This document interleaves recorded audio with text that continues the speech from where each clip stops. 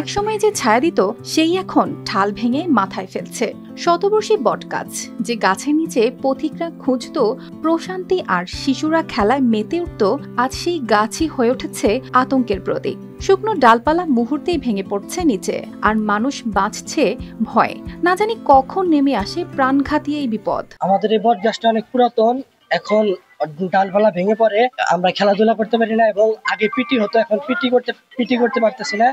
এটি যদি কর্তৃপক্ষ কেটে দিত তাহলে আমরা সুন্দরভাবে খেলাধুলা এবং মাদ্রাসা কার্যক্রম সুন্দরভাবে পরিচালিত হতো। টাঙ্গাইলের ভূঁইয়াপুর উপজেলার বিলচাপড়া সবুজ সংঘ দাখিল মাদ্রাসার মাঠে দাঁড়িয়ে আছে এই শতবর্ষী বটগাছ।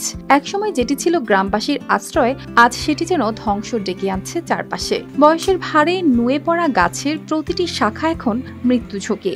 মরেই গেছে বলা চলে। এখন সামান্য একটু একটা ডালে একটু মাথা গুঁতো আছে, এতে এলাকার সবারই ক্ষতি হইতেছে। শিক্ষক, ছাত্র, অত্র এলাকার জনসাধারণ, অটো ভ্যান রিক্সাওয়ালা সবারই কষ্ট হয়েছে।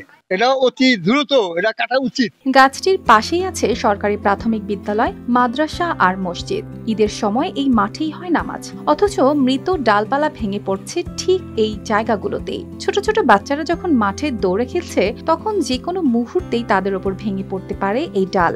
মাদ্রাসা কর্তৃপক্ষ চেষ্টা করছেন ঝুঁকি কমাতে।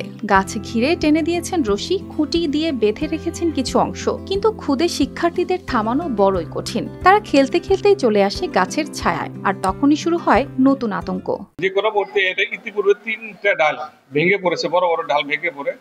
আপাতত ছাত্র এবং শিক্ষার্থীদের পথচারীদের যাতায়াতের জন্য বটগাছের চতুর্পাশে আমরা খুঁটি দিয়ে রশি টানিয়ে দিয়েছি। এদিকে প্রশাসনের এক কর্মকর্তা বলেছেন, মৃতপ্রায় এই গাছ কাটার বিষয়ে দ্রুতই ব্যবস্থা নেওয়া হবে। বটগাছটা আমি নিজেই দেখেছি, অনেক বড় একটি বটগাছ, এটি প্রায় মৃতপ্রায় মরে গিয়েছে বটগাছটি। তো এই বিষয়ে আমাদের উপজেলার একটি কমিটি আছে, এরকম সরকারি জায়গার উপরে যে গাছ গাছ ঝরে পড়া অথবা মরে যায় সেগুলো কর্তনের জন্য আমি ইতিমধ্যে এটা কিন্তু কাজ শুরু করেছি। যে গাছ একসময় প্রশান্তির ছায়া দিত, আজ সেই গাছই দাঁড়িয়ে আছে মৃত্যু ভয়ের প্রতীক হয়ে। তাই এখন সবার প্রত্যাশা দ্রুত পদক্ষেপ নিয়ে শতবর্ষী এই বটগাছের আতঙ্ক থেকে মুক্তি পাক এলাকাবাসী ও ক্ষুদে শিক্ষার্থীরা।